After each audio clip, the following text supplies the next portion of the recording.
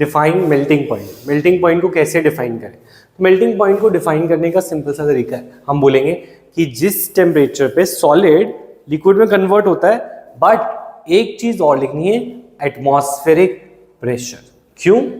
क्योंकि अगर हम बात करें, बाहर का प्रेशर भी इफेक्ट डालता है। बाहर का प्रेशर माने पहाड़ों पे एयर का प्रेशर लो होता है। क्यों?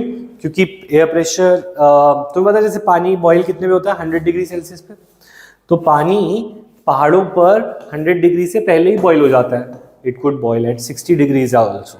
तो पॉइंट इज दिस, जो हमारे हवा में हमारे ऊपर प्रेशर लगता है वो होता है due to different layers of atmosphere, due to different layers of atmosphere, troposphere, stratosphere, ये सारी लेयर्स में इतनी सारी एयर है जो हमारी बॉडी के ऊपर प्रेशर लगा रही है। This is called atmospheric pressure. इसे क्या बोलते हैं? एटमॉस्फेयर का प्रेशर, है ना।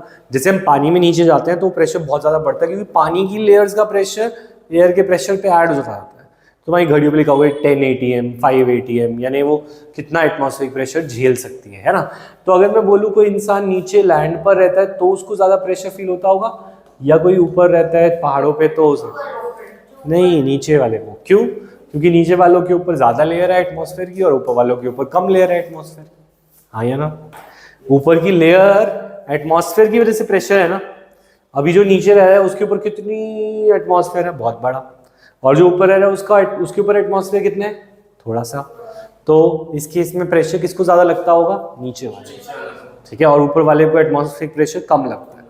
तो ये जो एटमॉस्फेरिक प्रेशर है ये ऑल्सो इफेक्ट करता है बॉइलिंग पॉइंट ऑफ लिक्विड्स पे। लिक्विड का बॉइलिंग पॉइंट क्या होगा? तो जो चीज़ नीचे 100 डिग्री सेल्सियस पे वाटर बॉईल होता है तो ऊपर वो हो सकता है 60 डिग्री सेल्सियस पे ही बॉईल हो। क्यों? क्योंकि ऊपर प्रेशर जो है लो है, एटमॉस्फेयर के प्रेशर से इफेक्ट पड़ता है। तो इसीलिए जब भी हम मेल्टिंग पॉइंट या बॉइलिंग पॉइंट को डिफाइन करते हैं तो बाकी सब तो हम कर ही सकते हैं, सॉलिड टू लिक्विड, पर ये चीज़ हम भूल जाते हैं और इससे हमारे आधे मार्क कट जाते हैं। तो हमें याद रखना है कि एटमॉस्फेरिक प्रेशर उस डेफिनेशन में ज़रूर होना चाहिए।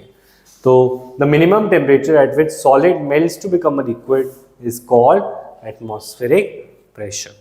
क्लियर है पॉइंट? हाँ है ना? अच्छा, जिसका मेल्टिंग पॉइंट ज़्यादा होगा उसके सॉलिड के बीच में अट्रैक्शन ज़्यादा होगी, जिसका मेल्टिंग पॉइंट कम होगा उसके सॉलिड के मॉलिक्यूल्स में कम अट्रैक्शन होगा। तो melting point of a solid is an indicator of relative strength, कि जैसे सपोज आइस है, आइस का टेम्परेचर कितना है? 100 डिग्री।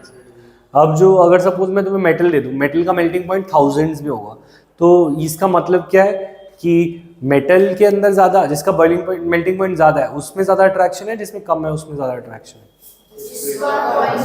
जिसका मेल्टिंग पॉइंट ज़्यादा उसके अंदर अट्रैक्शन ज़्यादा, जिसका मेल्टिंग पॉइंट कम उसकी अट्रैक्शन कम। तो इस तरीके से हम ये बोल सकते हैं melting point of solid is an indicator of strength of force of attraction between its particles. ये वाली बात याद रहेगी।